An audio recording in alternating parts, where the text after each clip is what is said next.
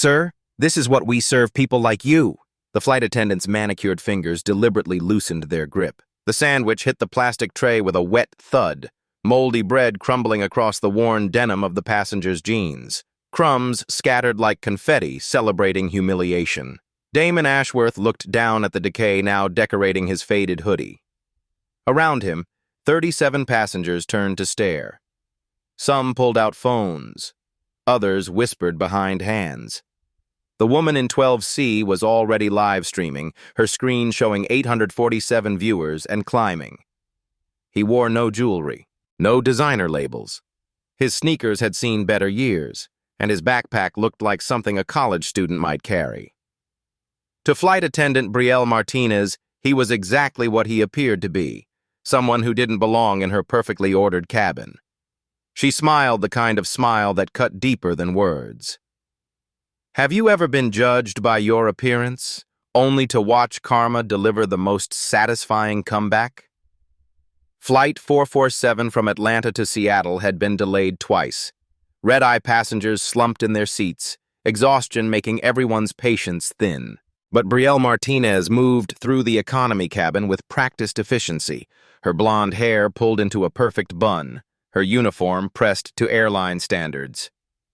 She'd worked for Regional Air for 8 years, long enough to develop instincts about passengers, long enough to know who tipped and who complained, long enough to spot trouble before it started. The man in 14B was trouble.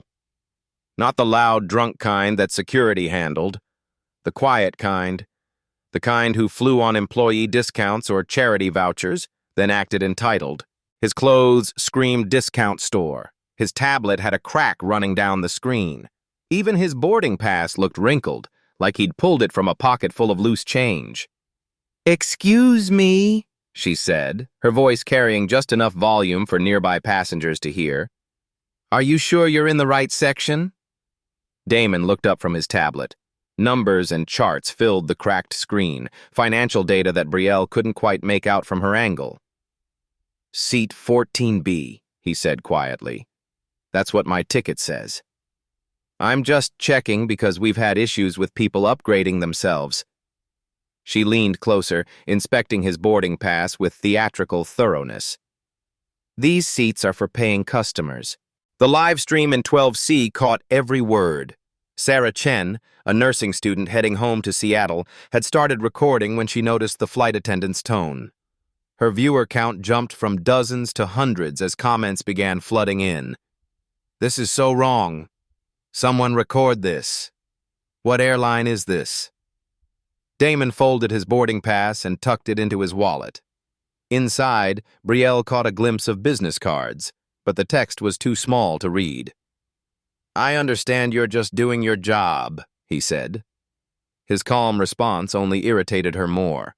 In her experience, people who couldn't afford their seats got defensive. They argued. They demanded to speak to managers. They didn't sit there with quiet dignity, reading financial reports like they belonged. "Sir, I need to ask, how did you pay for this ticket?" The question hung in the recycled air. Passengers in nearby rows turned to watch. The elderly man in 15A shook his head in disgust. The businessman in 13C pulled out his phone to record. Sarah's live stream viewer count hit 1,200. Comments exploded across her screen. "This is discrimination. Sue them. What's his name? Someone needs to help him." Brielle pressed on. "We've had problems with fraudulent purchases, credit card theft, that sort of thing." She gestured at his appearance. "I'm sure you understand our concern." Damon's phone buzzed against the tray table.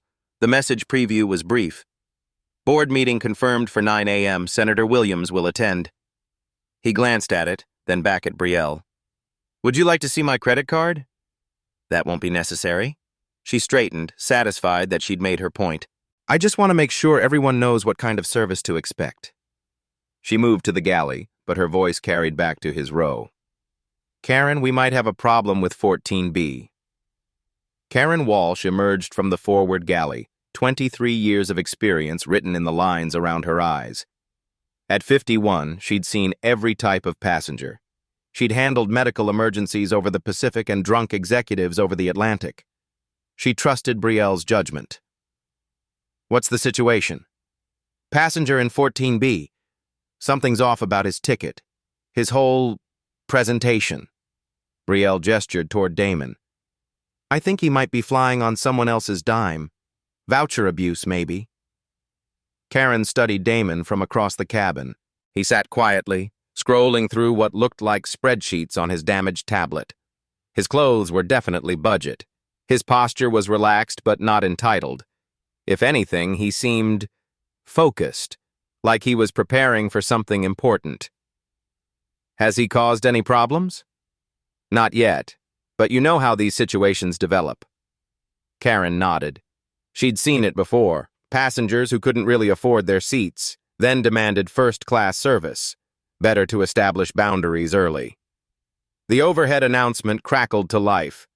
"Ladies and gentlemen, we're beginning our initial descent into Seattle. Flight time remaining is 2 hours and 15 minutes. Damon checked his phone again. A new message appeared. "Acquisition papers ready for signature. Legal team standing by." He opened his calendar app. The schedule was packed. 9 a.m. board meeting, 10:30 a.m. Federal Aviation briefing, 12 p.m. lunch with the transportation secretary. His assistant had confirmed everything twice. But first he had to get through the next 2 hours. Sarah's live stream had exploded to over 5,000 viewers. The comments were moving too fast to read, but the sentiment was clear. Passengers on the plane were starting to take sides.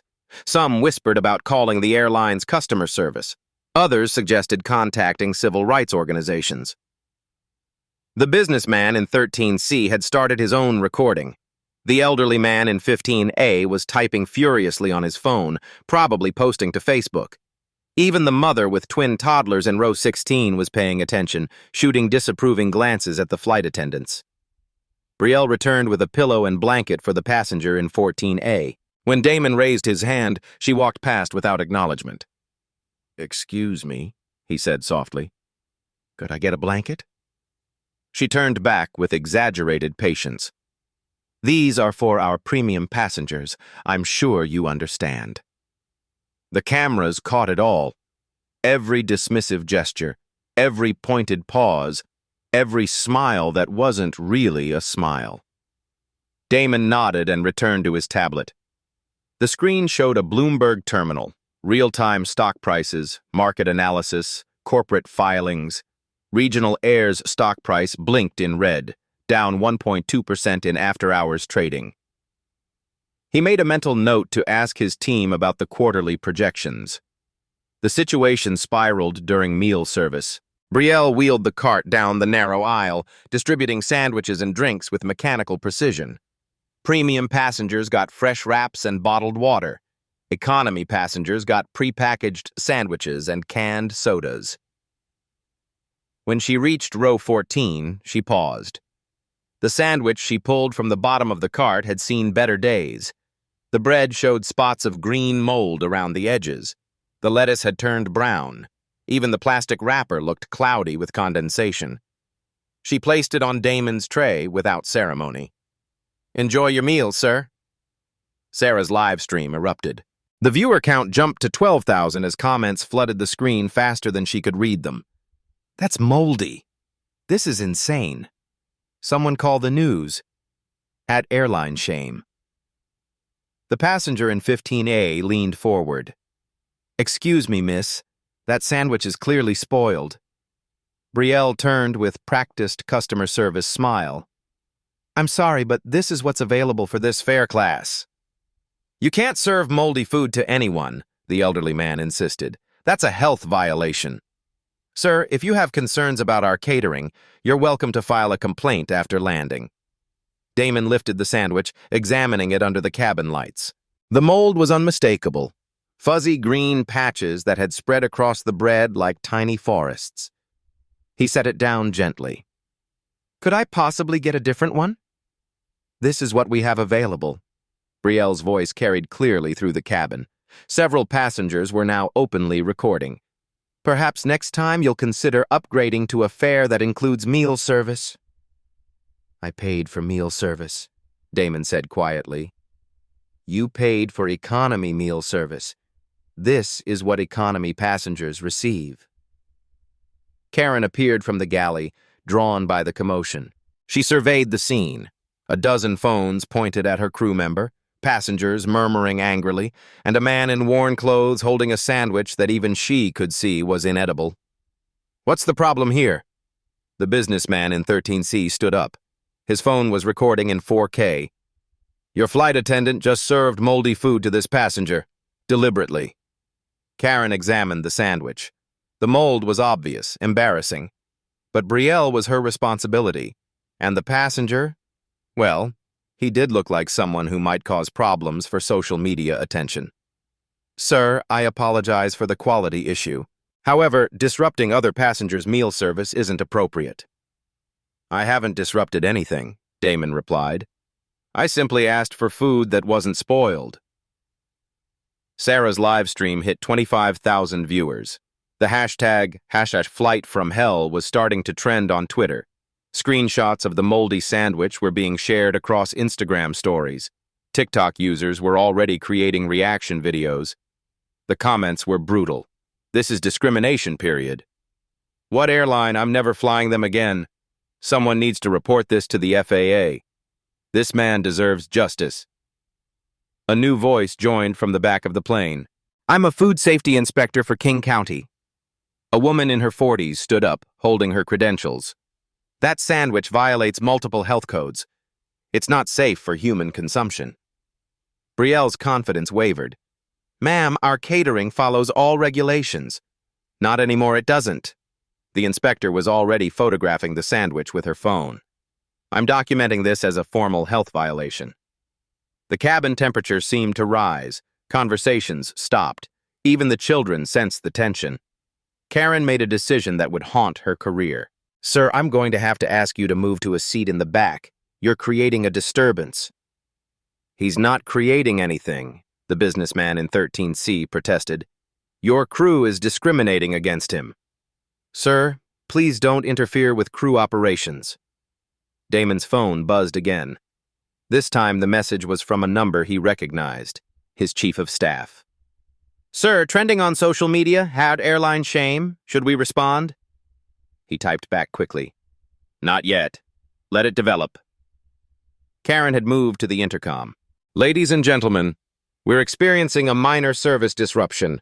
Please remain seated while we resolve this issue. The announcement only made things worse. Passengers began sharing their own stories of airline discrimination. The mother in row 16 posted to her parenting blog in real time. The college student in 18F started a Twitter thread about systemic racism in air travel. Sarah's livestream viewer count climbed past 50,000.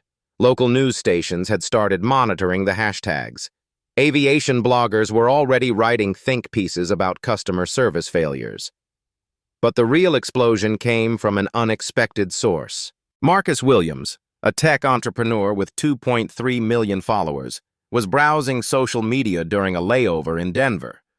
He caught Sarah's live stream just as Karen announced the service disruption.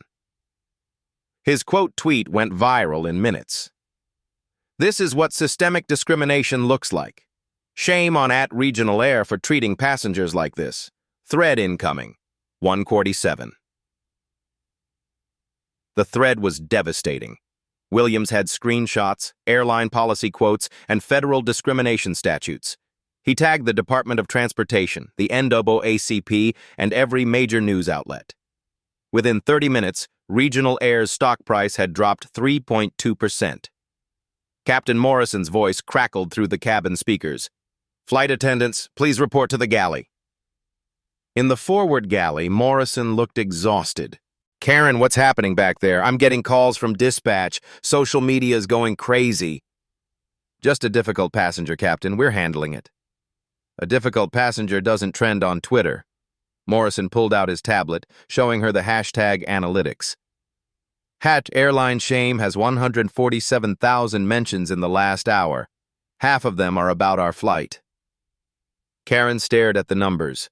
The corporate communications team was probably already mobilizing. The executive team would want answers. Her 23-year career suddenly felt very fragile.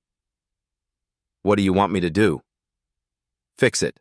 Whatever it takes. But it was too late for easy fixes.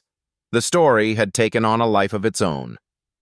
Anonymous aviation employees were sharing their own discrimination stories in the comments. Passengers from other flights were posting pictures of substandard service. Civil rights attorneys were offering their services pro bono. The countdown continued relentlessly, 1 hour and 45 minutes to Seattle. Damon closed his tablet and looked out the window. Below, city lights stretched toward the horizon like stars fallen to earth. Soon he'd be back in his world of boardrooms and quarterly reports. But for now, he was just another passenger in seat 14B, holding a moldy sandwich and watching his company's reputation crumble in real time. His phone showed 17 missed calls from his executive team. He didn't answer any of them. The story was writing itself now. All he had to do was let it unfold. The breaking point came when Karen approached with airport security on speed dial. "Sir, I need you to gather your belongings. We're moving you to the back of the aircraft." Damon looked up from his phone, where his assistant's messages were becoming increasingly urgent. The latest read, "CNN wants a statement. Stock down 4.1%. Board asking questions." "Is there a specific reason for the move?" "You're disrupting the other passengers." Sarah's live stream had exploded to 78,000 viewers. The comments section was a river of outrage, support, and disbelief. Someone had started a GoFundMe for Damon's legal fees. Others were sharing contact information for civil rights attorneys. But it was a comment buried in the flood that changed everything. "Wait, that guy looks familiar. Someone reverse image search him. OMG, just Googled Damon Ashworth Seattle. You guys need to see this." "Holy shit, is that who I think it is?" Sarah caught the comments and quickly switched to her browser. Her fingers flew across the screen. DAMONASHWORTH.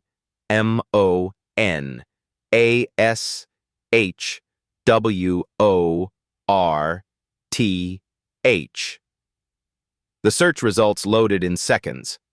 Her face went white. Her phone nearly slipped from her trembling hands. Forbes, Damon Ashworth, CEO of SkyTech Airlines, named Transportation Executive of the Year. Seattle Business Journal, local CEO transforms regional aviation industry. Wall Street Journal, SkyTech Airlines acquires regional air in $2.3 billion deal. Sarah's voice cracked as she whispered to her live stream, "Guys, he's the CEO. He owns the airline." The comment section exploded. "What? No way. They're discriminating against their own boss. This is the best karma ever. Someone tell them!" But Damon wasn't ready for the reveal yet. He stood slowly, gathering his belongings with deliberate calm. His cracked tablet went into the worn backpack. His phone, which had been buzzing non-stop with calls from board members, federal aviation officials, and crisis management teams, slipped into his hoodie pocket. "I understand," he said to Karen. "I'll move to the back." The walk down the aisle felt eternal. Passengers stared openly now. Some had figured it out. Their expressions ranged from shock to anticipation. Others remained confused, seeing only a man in discount clothes being humiliated by airline staff. The businessman in 13C grabbed Damon's arm as he passed. "Don't let them do this to you, man. I've got everything recorded." "I appreciate that," Damon replied quietly. "Sometimes the best justice comes from letting people reveal who they really are." He settled into seat 27B, the worst seat on the plane. No legroom, broken tray table, a window that hadn't been cleaned in months. But from here, he had a perfect view of the entire cabin, and every passenger with their phones out, documenting everything.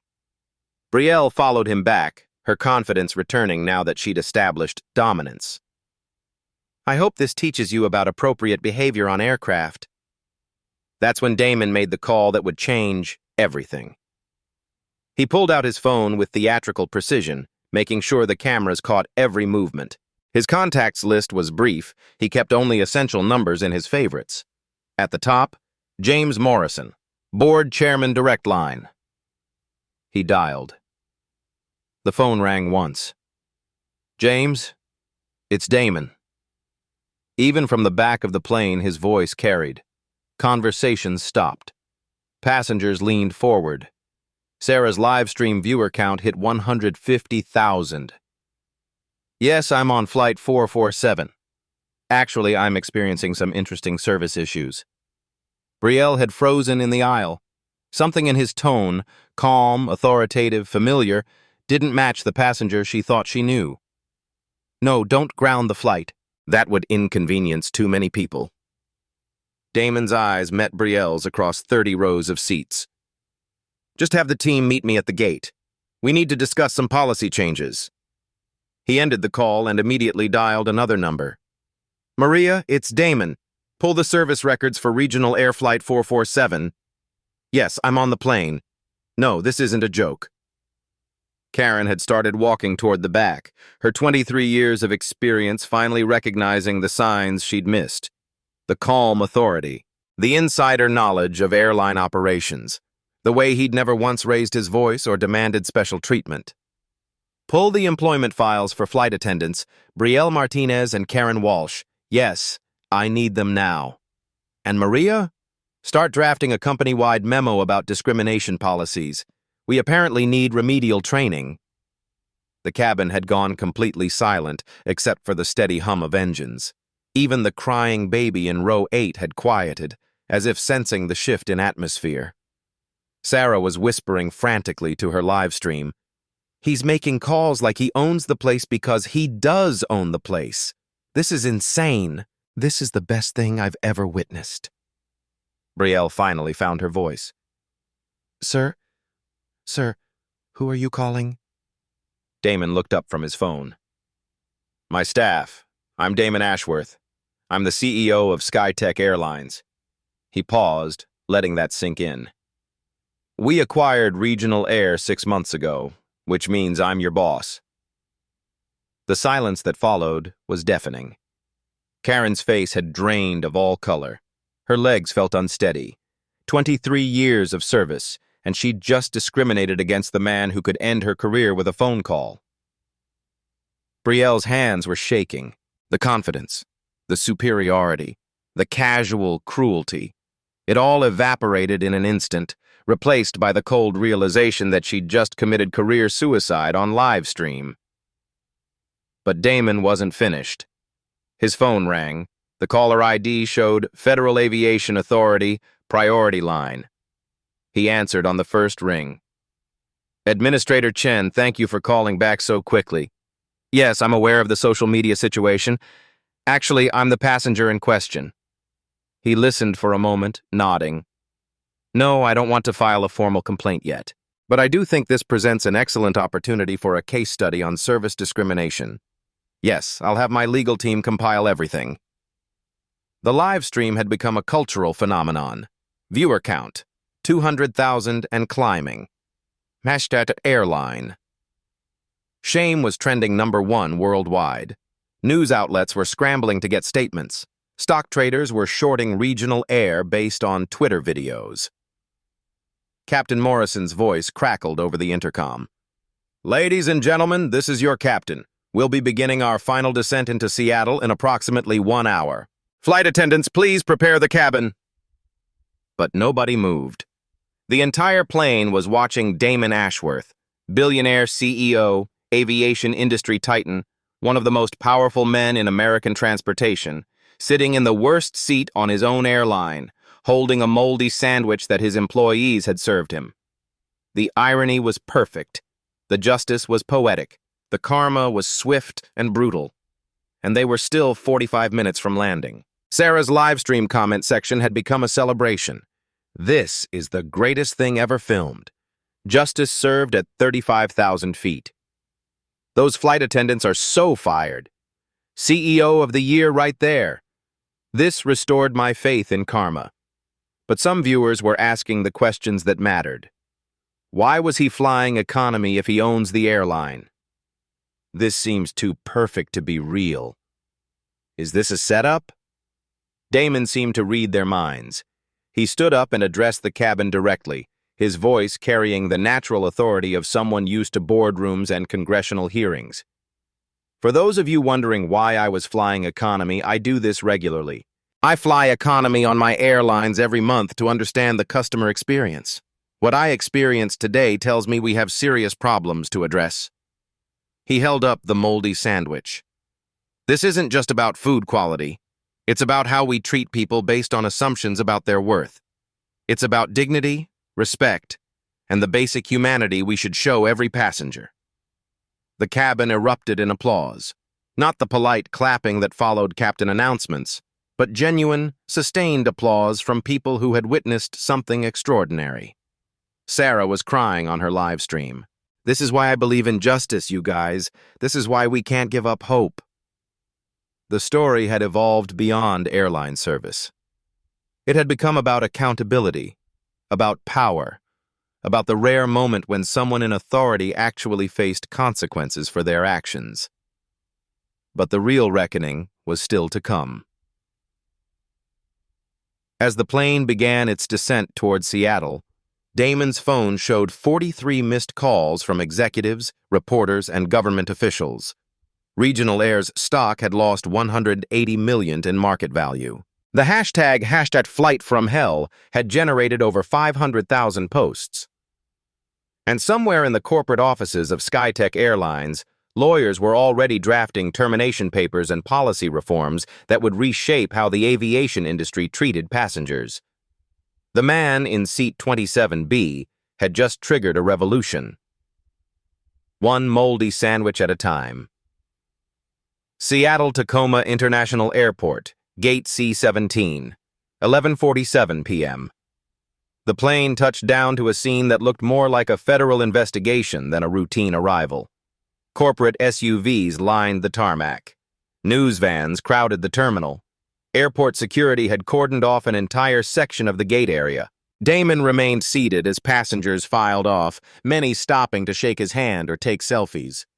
Sarah hugged him tearfully, her live stream finally ending after 4 hours and 340,000 peak viewers. The businessman in 13C left his business card. If you need any witness testimony, call me. But it was the sight waiting at the gate that made the real statement. James Morrison, chairman of SkyTech Airlines Board of Directors, stood with a team of 12 people. Corporate lawyers in sharp suits clutched tablets and legal folders. The head of human resources held termination paperwork. The chief communications officer was already fielding calls from CNN, NBC, and the Seattle Times. And in the center of it all, looking like she'd aged a decade in 4 hours, stood Regional Air's VP of Operations, Catherine Wells. Damon emerged from the jet bridge wearing the same faded hoodie and worn jeans.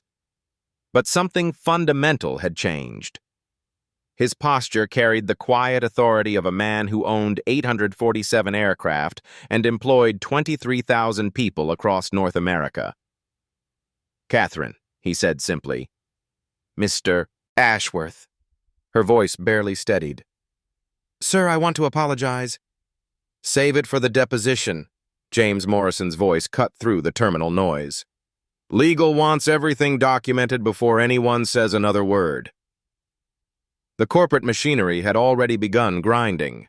In the 4 hours since takeoff, SkyTech's crisis management team had compiled a comprehensive case file.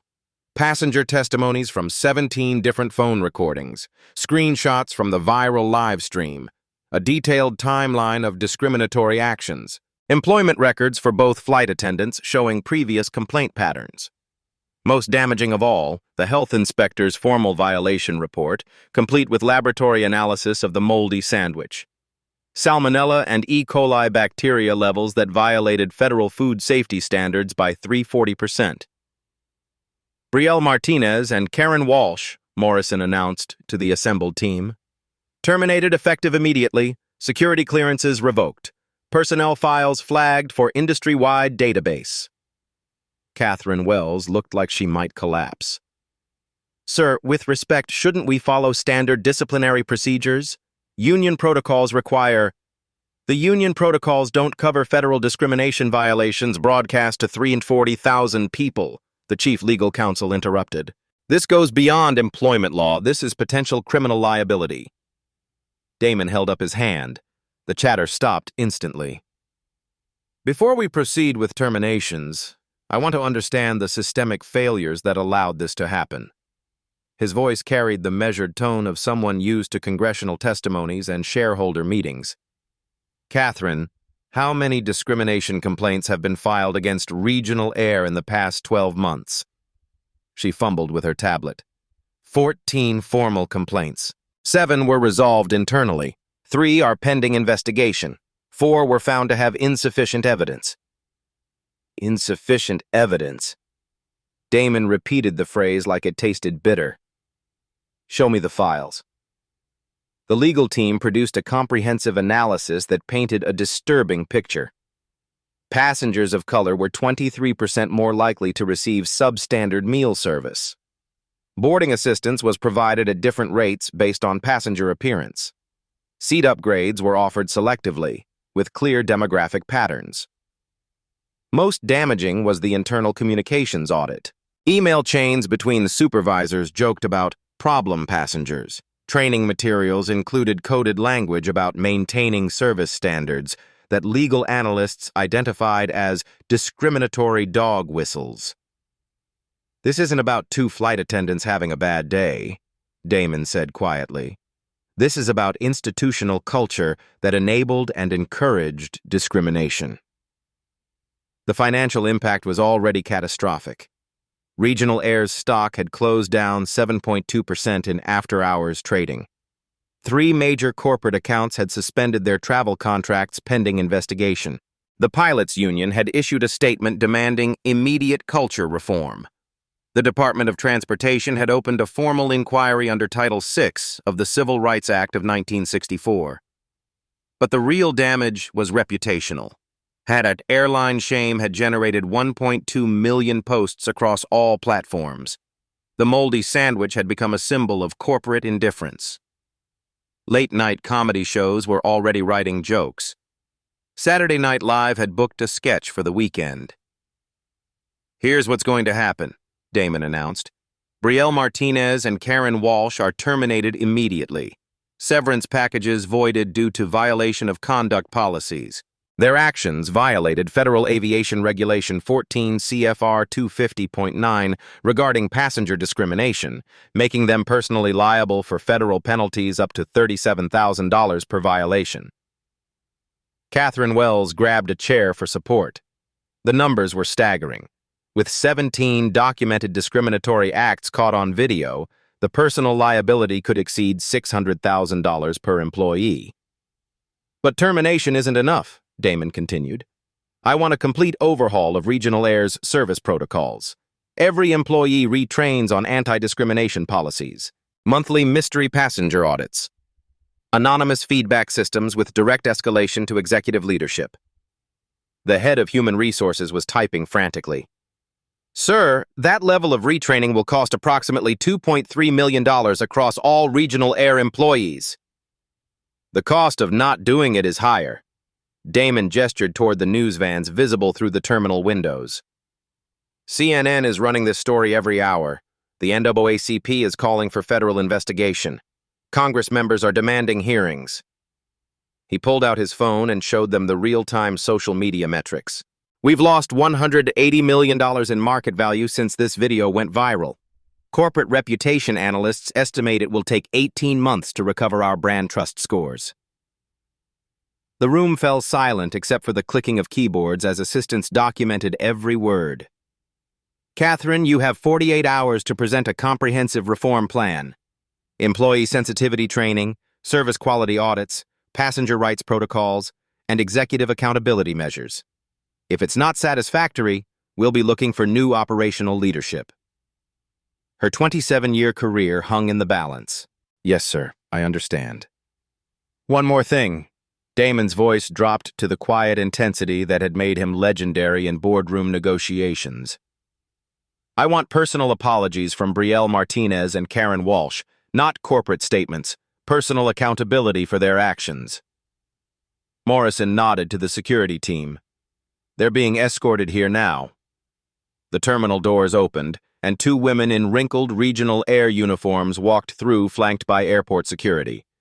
Brielle's mascara had run. Karen's hands were shaking. Both looked like they'd spent the last 4 hours contemplating the end of their careers. They approached the corporate group like condemned prisoners walking to execution. Mr. Ashworth, Brielle's voice cracked.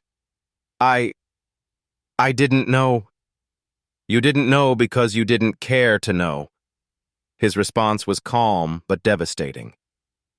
You saw someone you judged as unworthy of basic human dignity, and you acted on that judgment.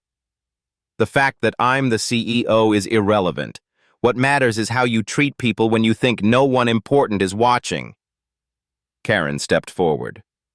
Sir, I take full responsibility for my supervisory failures. Brielle was following protocols don't require serving moldy food.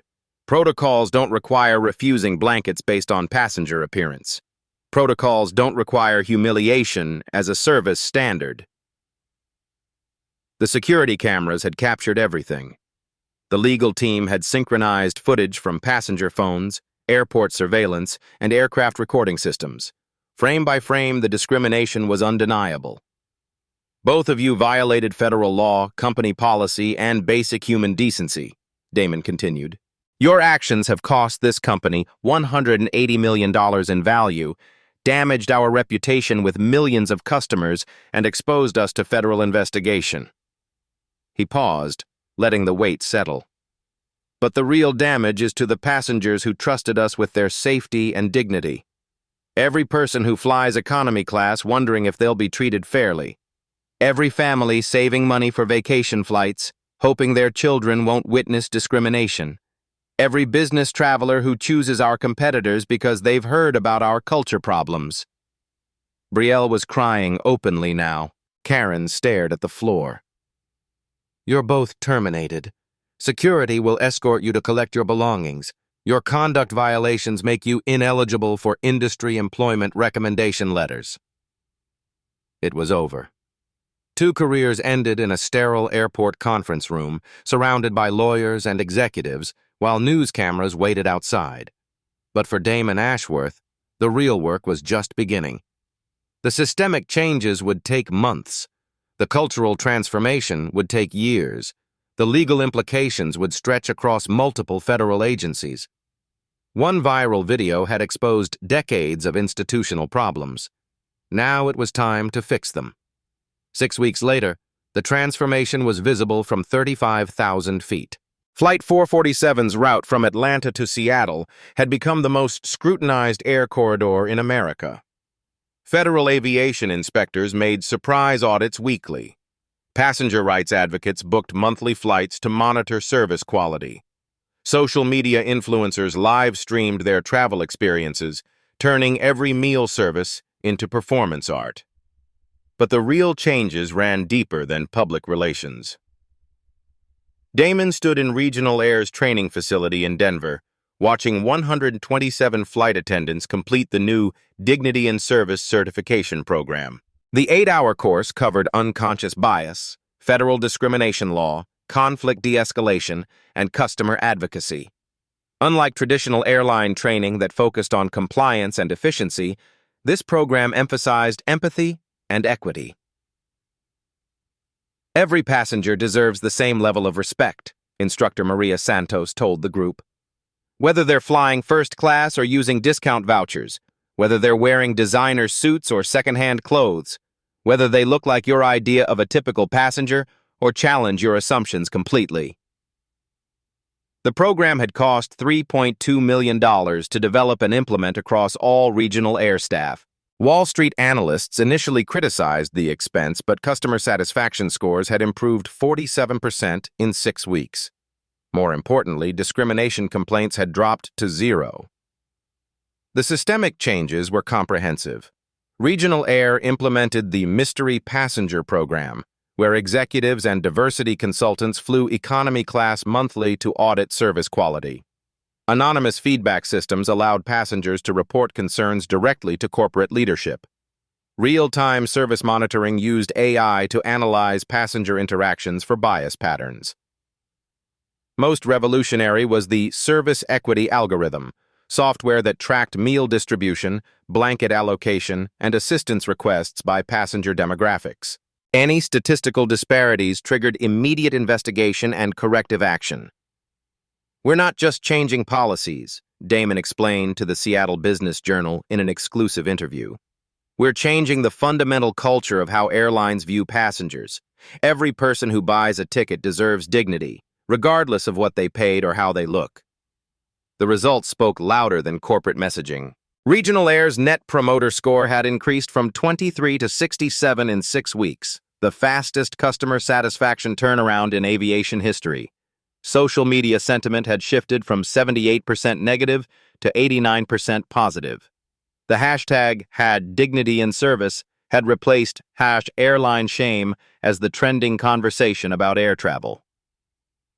But perhaps the most meaningful change came from an unexpected source. Brielle Martinez sat in the waiting room of Horizons Community Center, a nonprofit organization serving Seattle's homeless population. 3 weeks into her mandated community service, she'd discovered something that her 8 years as a flight attendant had never taught her: humility. "I spent so many years judging people by their appearance," she told the volunteer coordinator, "making assumptions about their worth based on their clothes, their accents, their ability to pay. I convinced myself I was maintaining standards, but I was really just maintaining prejudice." Her 200 hours of community service had been eye-opening. She'd served meals to tech executives who'd lost their jobs. She'd helped former teachers find shelter after medical bankruptcies. She'd learned that dignity wasn't determined by income, education, or appearance. It was inherent to being human. The federal investigation had concluded with no criminal charges, but significant civil penalties. Brielle and Karen each paid $47,000 in fines for violating passenger rights statutes. Regional Air paid an additional $2.3 million to the Department of Transportation for systemic discrimination violations. More important than the financial penalties were the policy changes mandated by federal regulators. The incident had sparked congressional hearings on airline passenger rights. New legislation required bias training for all aviation employees. Service quality audits became mandatory across the industry. Karen Walsh had found work with a nonprofit aviation charity, helping low-income families access medical transport flights. The humiliation of her viral termination had transformed into advocacy for the passengers she'd once dismissed. "I spent 23 years thinking I was professional," she reflected during a victim impact statement to the Department of Transportation. "But professionalism without compassion is just institutionalized cruelty. I failed, Mr. Ashworth, but more importantly, I failed every passenger who deserved better treatment and never got it." The broader aviation industry had taken notice. Delta Airlines implemented similar mystery passenger programs. American Airlines overhauled their bias training requirements. Southwest Airlines launched a customer dignity initiative directly inspired by Damon's reforms. Industry analysts called it the Ashworth Effect, the phenomenon where one viral incident catalyzed systematic change across an entire sector. Customer advocacy groups had documented service improvements at 17 major airlines, all implementing policies designed to prevent discrimination. The legal precedent was equally significant. Federal courts had established that viral documentation of discrimination created presumptive evidence for civil rights violations. The livestream standard made it easier for passengers to prove bias-based mistreatment, shifting the burden of proof toward airlines to demonstrate equitable service. 6 months after the flight, Damon received an invitation that crystallized the broader impact of that night in seat 27B. The NAACP asked him to keynote their annual Transportation Equity Summit. The speech, delivered to 2,400 civil rights advocates, became a defining moment in corporate responsibility discourse. "Change doesn't happen because powerful people decide to be generous," he told the audience. Change happens when systems of bias are exposed, documented, and dismantled through accountability. That flight attendant didn't discriminate against me because I was black. She discriminated against someone she thought was powerless. The real victory isn't that I had the authority to fire her. The real victory is that we've built systems to protect passengers who don't have that authority. The standing ovation lasted 4 minutes. But the most profound transformation was personal. Damon continued flying economy monthly, not as a publicity stunt, but as a reminder that leadership meant understanding the experience of those you serve. His monthly flight reports became required reading for airline executives worldwide. Every moldy sandwich, every refused blanket, every dismissive interaction teaches us something about who we really are as a company, he wrote in Harvard Business Review. The question isn't whether discrimination exists in our systems. The question is whether we're brave enough to measure it, document it, and eliminate it. 1 year later, Sarah Chen graduated nursing school and took a job at Seattle Children's Hospital. But she never forgot the night her live stream changed an entire industry. The video had been viewed 14.7 million times across all platforms. It became a case study at business schools, law schools, and social justice organizations. The Flight 447 incident was cited in 12 federal court cases involving service discrimination. 3 documentaries featured the story as a turning point in corporate accountability. But for Sarah, the real impact was personal. She'd witnessed something extraordinary. The moment when quiet dignity defeated institutional bias. When documentation overcame denial. When one person's courage to simply exist in their truth exposed decades of systemic failure. I learned that justice doesn't always look like what we expect, she reflected during a TED Talk that garnered 2.3 million views. Sometimes it looks like a man in a faded hoodie, holding a moldy sandwich, and refusing to accept that discrimination is normal. The broader cultural impact continued rippling outward. The phrase moldy sandwich moment entered the lexicon as shorthand for viral accountability. Customer service representatives across industries received training on unconscious bias. Social media platforms developed new tools for documenting and reporting discrimination. These real-life stories proved that individual courage could spark institutional change, that touching stories of quiet resistance could reshape entire industries, that Black stories and other marginalized voices, when amplified by technology and solidarity, possessed the power to transform systems of oppression. Damon Ashworth's story became part of a larger narrative about dignity, justice, and the responsibility of those with power to protect those without it. His monthly economy flights continued, but they were no longer about monitoring. They were about remembering. Remembering that leadership meant serving others, especially those who couldn't demand better treatment. The aviation industry had fundamentally changed. Passenger rights were stronger. Bias training was mandatory. Service equity was measured and monitored.